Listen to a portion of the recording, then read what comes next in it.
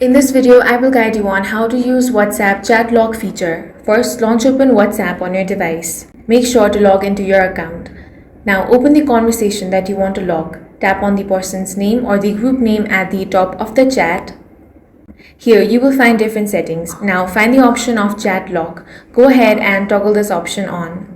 If you do not find this option, make sure that you are using the latest version of WhatsApp.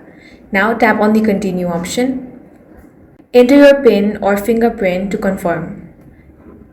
Once that is done, your chat has been successfully logged. Now this chat will also be hidden. As you can see, the chat has been moved to the locked chats folder, which appears at the top of your chat list. If you do not find it, you simply want to swipe down and you're going to find the locked chats list. You can simply tap on that to access your locked chat. You will have to enter your fingerprint or your PIN to unlock it. If you want to unlock this chat, then you can simply tap on it again, tap on the name again, go down and toggle off the option of chat lock and then confirm it. That's all for this video. If you found it useful, make sure to hit the like button and subscribe for more videos like this.